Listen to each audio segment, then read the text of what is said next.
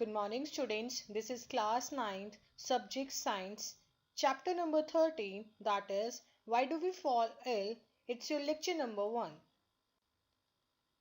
Topics to be discussed in today's lecture are what is health and what are its failure. The subtopics are significance of health, distinctions between health and disease free. Second topic is disease and its causes. Subtopics: what does disease look like? Acute and chronic diseases, cause of diseases, infectious and non-infectious disease. So these are the several topics which we will be covering in this lecture. So what is health? We have heard the word health, which is very used frequently all around us. We use it ourselves as well when we say things like my grandmother's health is not good.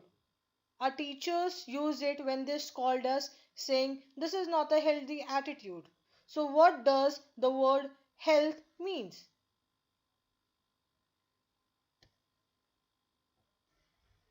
It simply implies the idea of being well.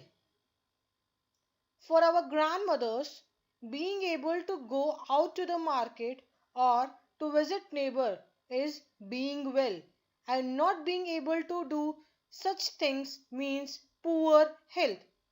So basically, health in generally means free from illness or disease, injury or pain, or lack of physical fitness. So students, how can we define health? Health is therefore a state of being well enough to function well physically, mentally and socially. So now you are well clear about health. Health as a state of physical, mental and social well-being. Now the question arises, what are the conditions necessary for good health? So the conditions necessary for good health are: number 1, good physical and social environment; number 2, good economic conditions; and number 3, social equality and harmony.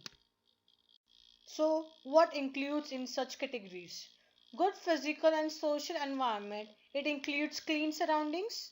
The surrounding they should be clean, good sanitation, proper garbage disposal and clean drinking water.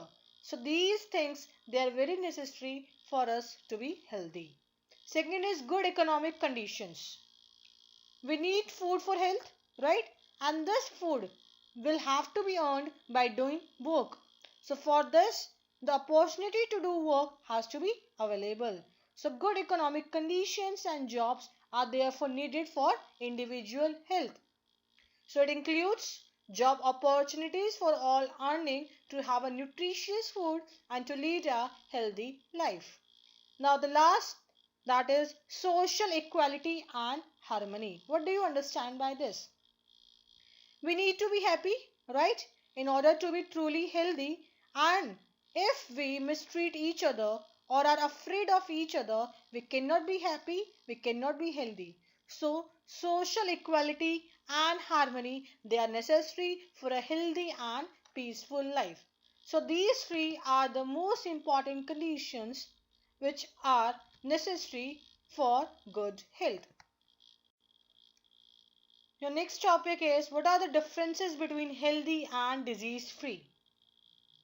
What are the differences between the two? Healthy, that we have right now discussed, it is a state of physical, mental and social well-being. So what do you mean by disease free? Disease, it means uncomfortable, right? So what is disease free? It is a state of absence from the disease. Means it is that state in which the diseases are absent. Second difference, healthy, it refers to the individual, physical and social environment, whereas disease free, it refers only to the individual. Here we are not concerned about any physical or social environment. Third point, healthy. The individual has a good health. It means he is healthy. And in case of disease free, the individual may have a good health or poor health. Suppose I say this person is not suffering from any disease. It means it may be have good health or may not have. It may have good health or poor health. So this is the disease free meaning. Healthy, fourth point, they are spread through some agencies such as air, food, contact, insects, etc. Whereas disease free, they are not spread through such agency. So are you clear about the differences between healthy and disease free? So now the question arises, what does disease look like? Students, you know about digestive system? The digestive system, it has the stomach and the intestine which helps to digest the food taken in from outside the body. You have heard about the musculoskeletal system which is made up of bones and muscles which holds the body parts together and they helps the body move, right? So whenever there is any person who is affected by a disease, what happens? Either the normal functioning or the appearance of one or more systems of the body changes. And these changes, they give rise to signs of the disease called as symptoms.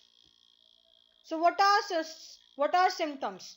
Suppose if we have a headache, we have cough, we have loose motions, we have a wound with pus, these all are symptoms. These indicate that there may be a disease, but they do not indicate what the disease is. They do not tell what is the disease. They just tell that there can be a disease. And on the basis of these symptoms, the physicians, they look for the signs of a particular disease and they conduct laboratory tests to confirm the disease. So are you clear about what does disease look like?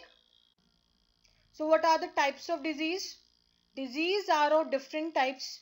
They are acute diseases, chronic diseases, infectious or communicable disease, non-infectious or non-communicable disease. So we will study each one by one. So what are acute disease? Acute disease are the disease which last only for a short period of time. It does not have long-term effects on human health. For example, cold or common cold, cough, typhoid, etc. Suppose if any person is suffering from cold or common cold or cough, he or she gets better within a week or so, and as a result there are no bad effects on the health. He or she does not lose weight, he or she does not become short of breath, she does not feel tired all the time. So means they do not have long term effects on health. Effects are there, no doubt, but they have only for short period of time, for short duration only.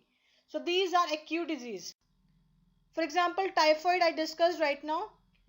The typhoid fever symptoms: high fever, headache, weakness, dry cough, stomach pain, constipation, rashes. These are the various symptoms of typhoid.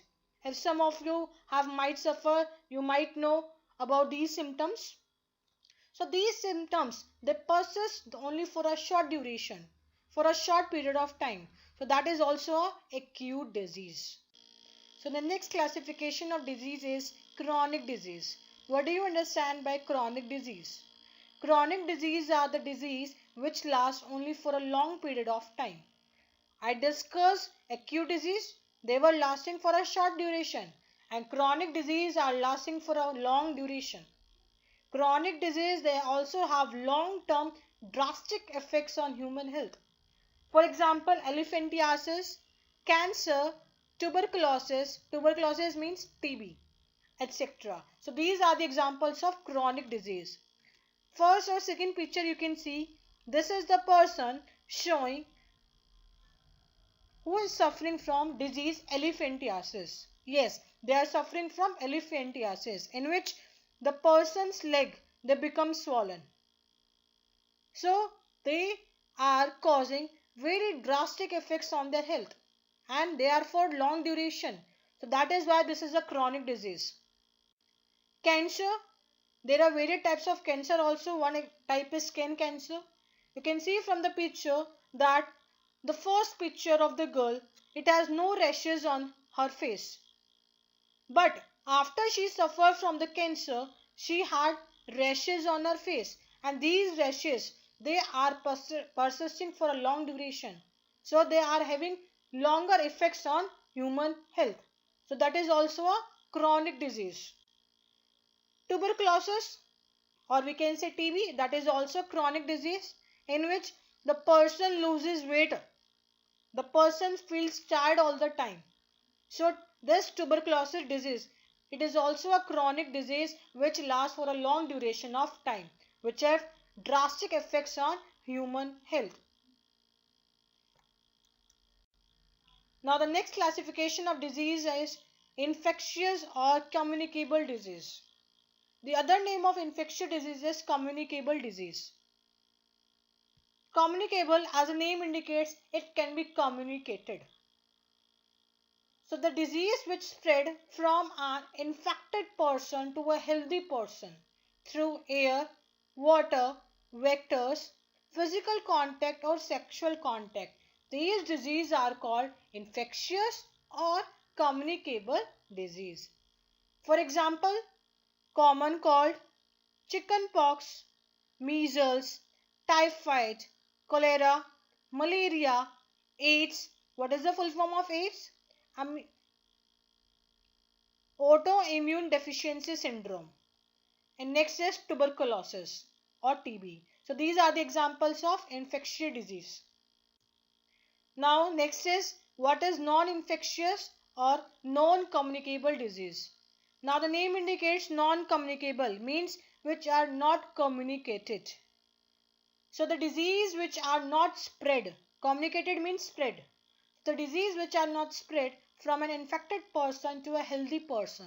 Those diseases are called non-infectious or non-communicable disease. So what are the examples of it? Beriberi, rickets, scurvy, night blindness, diabetes, cancer, high blood pressure or high BP. So these are the various examples of it. So what causes disease? If I say that what are the levels of causes of disease, we must remember that there are many levels of such causes. Suppose I take an example, there is a baby which is suffering from loose motions. So we can say that the cause of the loose motion, it is an infection from virus. So what is the first level of cause? That is virus. So I have written the first point. Pathogens like virus, bacteria, fungi, protozoans or worms. These are the cause of disease, right? Now our next question arises, where did the virus come from? Suppose if one person said the virus came from unclean drinking water. Now the next question arises, why the other babies are not suffering from loose motions when they are served with this unclean drinking water? Why is this only single baby suffering from loose motion? The one reason might be that this baby is not healthy. Why is it not healthy? Because it is not well nourished. It does not get enough food. So due to lack of nutrition, lack of nourishment, it is a second level of cause. So I have written the second point, poor health and undernourishment. That is also one of the cause of disease. And as such, what is the third level? That is the malfunctioning of body parts. Due to this, the baby was suffering from loose motion, the body was not well nourished. And the foremost point, that is environmental pollution. Due to this environmental pollution, the drinking water, it may be unclean, it may be polluted. And the last but not the least, it can be genetic disorders. So why genetic disorders? Because it is also possible that the baby, it has some genetic difference that makes it more likely to suffer from loose motions when it is exposed to such virus. Now without the virus, the genetic difference or the poor nourishment, it would not lead to such loose motions. So are you clear about the cause of disease? These are the various causes of disease. So students, what is your homework? These are the following questions you will have to do in your notebook. Question number 1. State any two conditions essential for good health. Question number 2. State any two conditions essential for being free from disease. Question number 3. Are the answers to the above questions necessarily the same or different, and reason why? Question number 4. How many times did you fall ill in the last 1 year? What were the illness? Think of one change you could make in your habits in order to avoid any most of the above illness. Think of one change you would wish for in your surroundings in order to avoid any of the most of the above illness. Question number 5. A doctor or nurse or health worker it is exposed to more sick people than the others in the community. Find out how she or he avoids getting sick herself or himself. So thank you class.